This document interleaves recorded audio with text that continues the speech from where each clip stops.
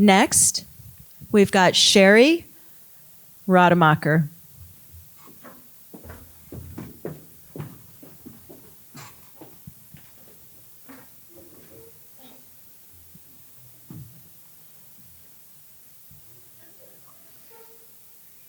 Hello, and thank you.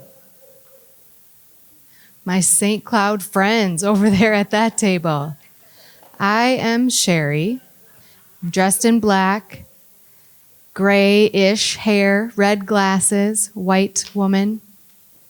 Good evening, and happy 40th anniversary. Wow, it's inspiring to see all of the people here, the names of the collaboration. Ooh. Looking back over 40 years,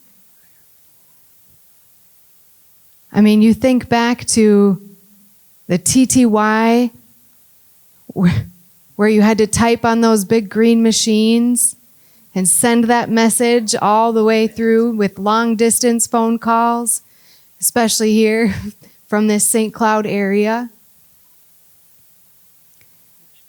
Kurt Mitschka, the executive director at that time, would have to call long distance, so hats off to him with that law degree. It was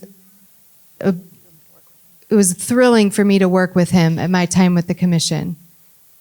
And for myself, and also the group of our deaf community here in St. Cloud, you know, the commission had been teaching sign in St. Cloud, but we spell St. Cloud here. We spell the city of St. Cloud.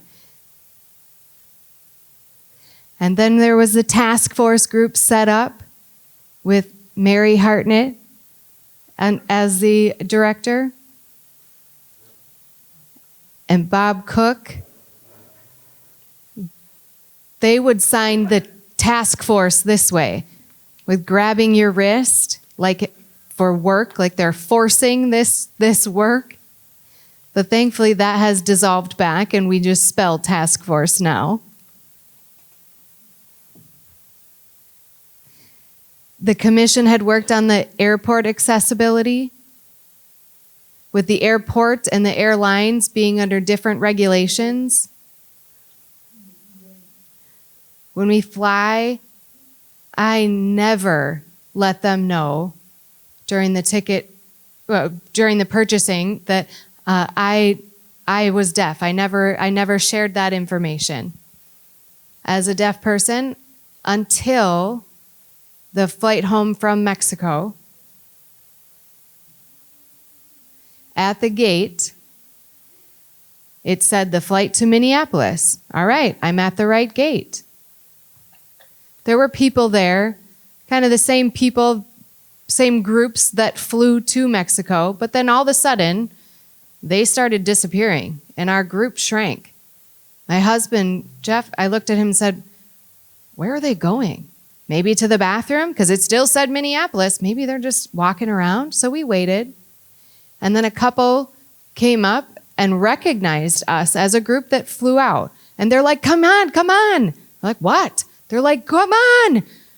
So we walked and walked to a different gate, and I was fuming. Nobody told us. The gate was so far away. And at the other gate, I saw a Minnesota interpreter.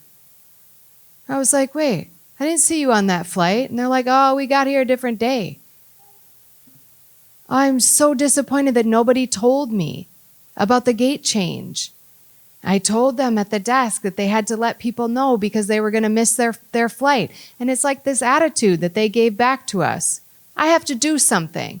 So when I got home that Monday, I called Mary Hartnett right away. Like, what are we going to do? But I learned in that moment the difference between the airlines and the airport. At the front desk, they said it's not their job to look for us.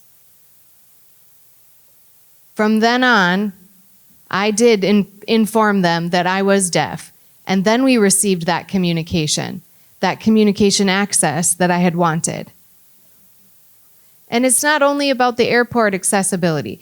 The commission has taught us about voter registration and to know who our local House representatives and senators are and how to vote, the ins and outs of it, to become better advocates at the legislature.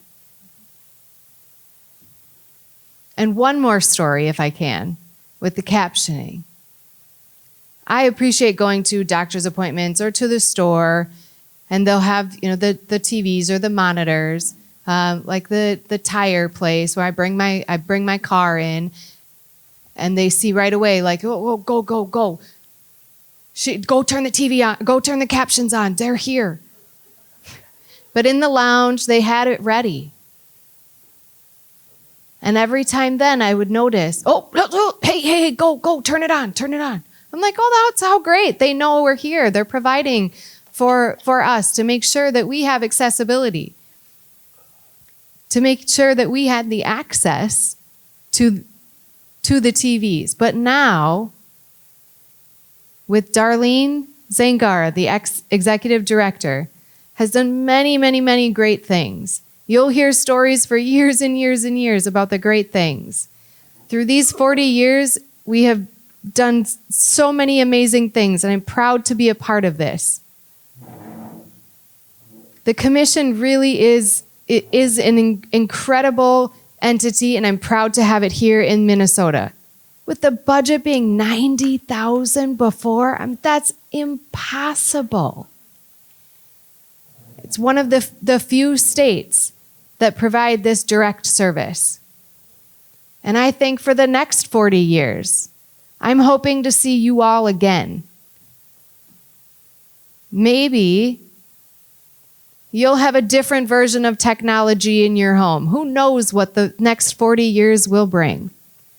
But happy 40th anniversary. Thank you for being a part of this, and thank you for coming here.